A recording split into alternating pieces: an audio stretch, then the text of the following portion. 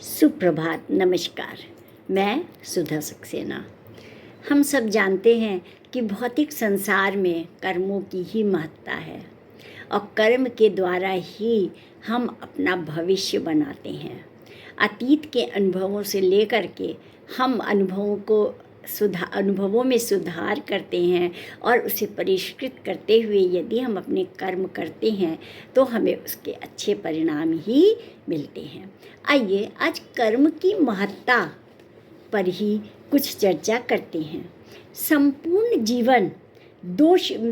मानव के संपूर्ण जीवन में दो शब्द बहुत महत्वपूर्ण रखते हैं। एक है धर्म और दूसरा है कर्म। धर्म मुक्ति का प्रतीक है और कर्म बंधन का प्रतीक है। हम धर्म के अनुसार चलते हैं तो सुख पाते हैं और यदि अच्छे कर्म नहीं करते हैं तो हम बंधन में बंधते चले जाते हैं। संसार में जो कुछ भी किया जाता है, सोचा जाता है या बोला जाता है वह एक क्रिया है। क्रिया समाप्त हो जाती है किंतु उसकी प्रतिक्रिया जारी रहती है। कहते हैं कि कर्म नष्ट हो जाते हैं लेकिन उसके प्रभाव लंबे समय तक चलते रहते हैं।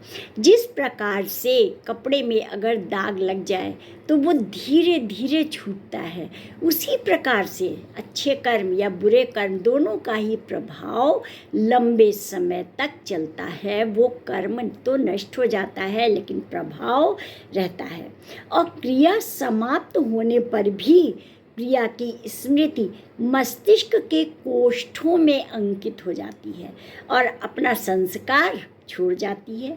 ये संस्कार निमित्त पाकर उत्तेजित हो जाते हैं तो उस क्रिया को करने की भौतिक जगत में ललक जगती है और तब हम उस कार्य को करने लगते हैं और यही श्रृंखला दीर्घ काल तक चलती रहती है।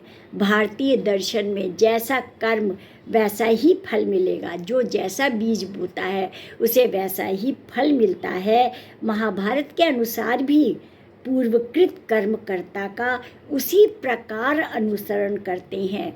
जैसे गाय का बछड़ा अनेकों गायों में से भी अपनी माँ को ढूंढ लेता है, उसी प्रकार से कर्म के जो चिन्ह हमारे मस्तिष्क में अंकित हैं वो अपने कर्ता को ढूंढ लेता है और उस कर्म की प्रतिक्रिया हमें अवश्य ही मिलती है। जैसे दर्शन, जैन दर्शन, वेदांत, योग, सांख्य, बौद्ध न्याय और वैशेषिक आदि सभी दर्शनों में कर्म को निर्विवाद रूप से माना गया है।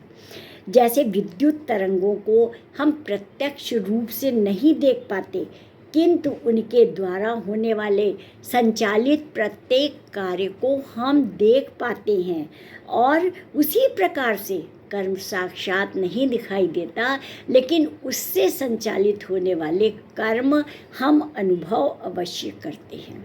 तो फिर भी दृश्यमान संसार को विभिन्नता, विचित्रता और विषमता का मुख्य कारण रूप कर्म ही माना गया है।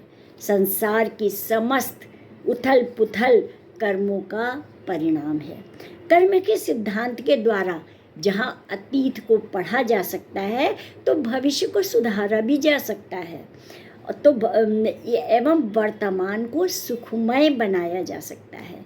भाग्यवादी के बजाय पुरुषार्थ युक्त आशावादी कर्म सिद्धांत मानसिक संतुलन को अद्भुत करना सिखाता है।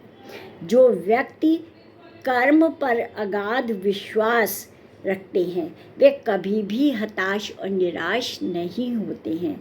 पुरुषार्थ को प्रधानता देकर वे दुर्भाग्य को भी सौभाग्य में बदल लेते हैं, उसे रूपांतरित कर लेते हैं।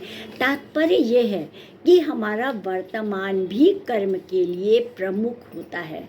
अतीत के अनुभवों के आधार पर यदि आज हमें दुख मिल रहा है तो हम आज के वर्तमान के कर्मों और विचारों के द्वारा अपने भविष्य में सुधार कर सकते हैं और इसीलिए कर्मों की महत्ता है। कर्म की महत्ता है कि हम आज जैसा करेंगे भविष्य में हमें वैसा ही फल मिलेगा। तो आज इतना ही। आप सबको यदि मेरी चर्चा अच्छी लगती हो तो आप मेरे चैनल को आगे बढ़ाइए। धन्यवाद, नमस्कार।